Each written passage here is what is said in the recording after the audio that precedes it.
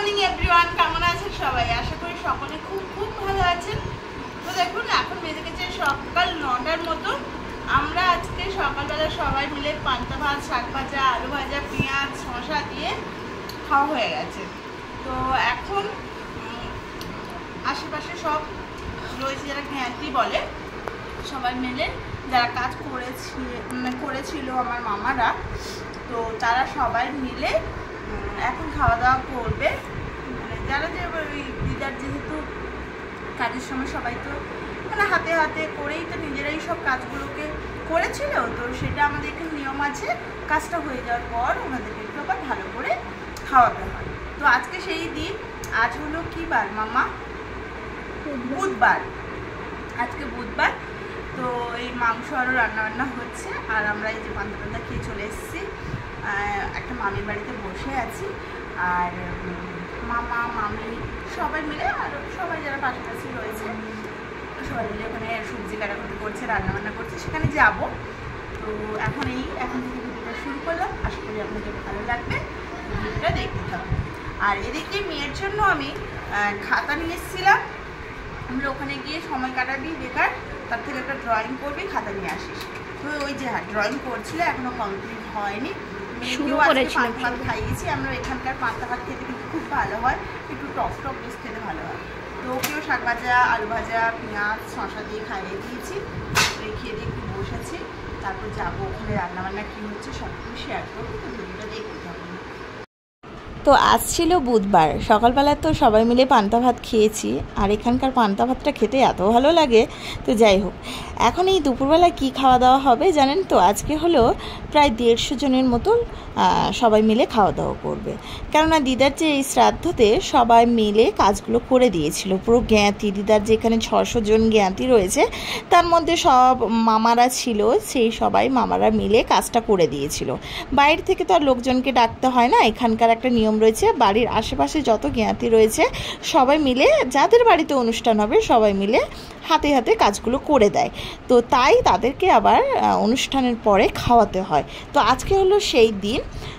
আজকে মাংস, সবজি, আর পটল ভাজা, অনেক কিছু হয়েছিল। আমি না শেয়ার আর করতে পারলাম না, ওই দিন আর বেশি ভিডিও নেওয়া হয়নি। তবে ওই দিন একটু গরম ছিল আর নেওয়া হয়নি। তো যাই হোক, ওই দিনটা তো বেশ মজা করে আনন্দ করে কাটলো, সব মামিদের সাথে গল্প হয়েছিল।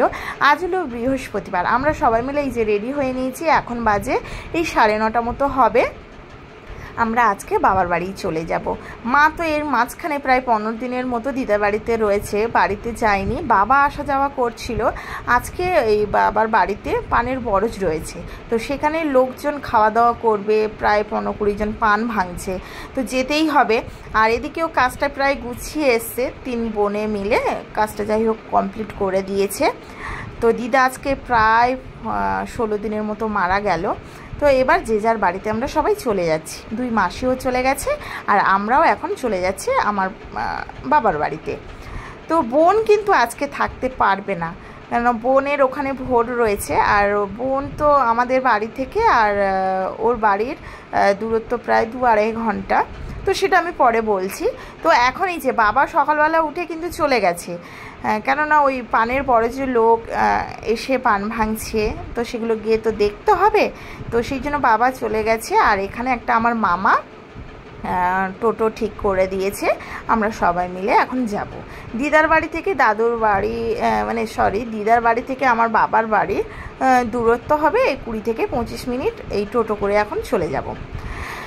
তো এটাই। আর এখন আগের দিনের কথা বলি, যখন আমরা মামার বাড়িতে আসতাম, তখন মামার বাড়ি বলতাম। ধরুন এই দিদার বাড়িতে যখন আসতাম, তখন কি হতো, এই যে মাঠঘাট দেখছেন, মাঠের ওপারে হচ্ছে আমার বাবার বাড়ি, আর মাঠের এপারটা ছিল আমার দিদার বাড়ি। আমরা কোনো মেন রাস্তা দিয়ে আসতাম না, মানে এটা হলেও শর্টকাট হতো।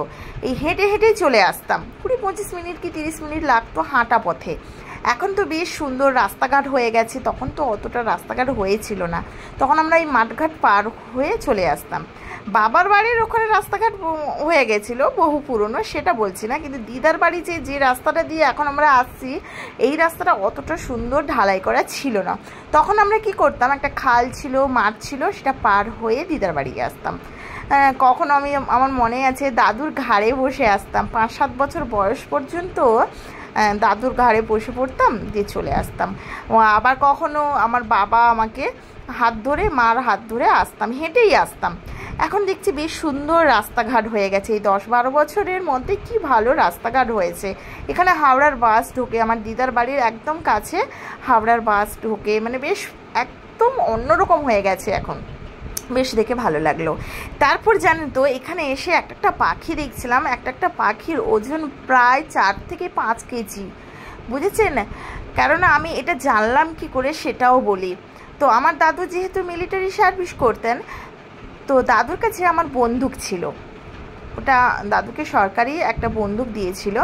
তো সেই বন্দুকটা দাদু নিয়ে মাঝে মাঝে শিকার করতে যেত, বিশেষ করে পাখি শিকার করত। আর আমাদের দিদার বাড়ির এখানকার এলাকাটা এত বড় কোথাও নেই, মানে আমরা কখনো শুনিনি। বাবার বাড়িতে গিয়ে ওখানকার মানুষরাও বলতো, আমার বাবার বাড়ির ওখানে অতটা আবার জমি জায়গা নেই, আছে এক জায়গায় একটু কিছু কয়েক বিঘা এইরকম, কিন্তু দিদাদের এখানে মানে একটা বিঘা এত বড় এলাকা আপনার চোখ পাবে না। যেমন সমুদ্র কোথায় শেষ হচ্ছে, যেমন আমাদের চোখ পায় না, সেই রকম দিদাদের এখানকার যে এলাকাটা চোখ পাবে না, এত ধানের জমি, বিঘা ধানের জমি। সেই রকম মাঝে মাঝে একটা পুকুর রয়েছে, সেটা প্রায় 6 বিঘা 7 বিঘা এলাকা জুড়ে একটা পুকুর রয়েছে। এবার পুকুরটা খুব জঙ্গল, হ্যাঁ, চারিদিকে ঘন জঙ্গল, মাঝখানে পুকুর। এবার ওই জঙ্গলে বাইরে থেকে বিভিন্ন পাখি এসে সেই গাছে বসতো। তখন দাদু কী করতো, সকালবেলা ভোর বন্দুকটা নিয়ে বেরিয়ে যেত আর সেই জঙ্গলের মধ্যে লুকিয়ে থাকতো, তারপর পাখি শিকার করতো। ছোটোবেলায় অনেক পাখির মাংস খেয়েছি, জানেন তো, সেই ছোটোবেলার কথা সব মনে পড়ে। তো সেটা আমার বাবাও অনেকবার শিকার করতে গেছিলো। তো বেশ ভালোভাবে ছোটোবেলার দিনগুলো কেটেছে। এবার বলি, আমরা তো বাড়ি ঢুকে গেছিলাম, প্রায় তখন 10:30 মতো হয়, বাড়িতে ঢুকে গেছি। তারপর এসে বাবা বলে যে এখানে ওঙ্কার একটা আশ্রম রয়েছে, সেখানে আমাদেরকে নেমন্তন্ন করেছে, সবাইকে খাওয়া দাওয়া করতে ওখানে যেতে হবে।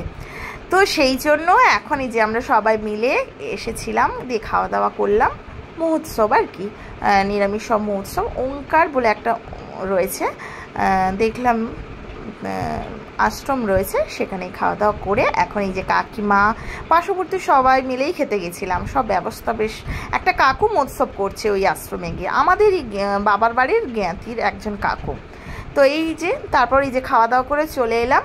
এই যে বোন আর আমার মেয়ে সামনে যাচ্ছে, আর এই যে সামনে যারা যেখানে ওরা ঢুকছে ওটাই হচ্ছে আমার বাবার বাড়ি। আর এই দিকটা নিচে সব ভাড়া দেওয়া আছে, জানেন তো, সেগুলো আমি পরে সবই দেখাবো। এদিকটা সব নিচে ভাড়া দেওয়া আছে। তো ওই যে বোন আর আমার মেয়ে ওখানে দাঁড়িয়ে আছে।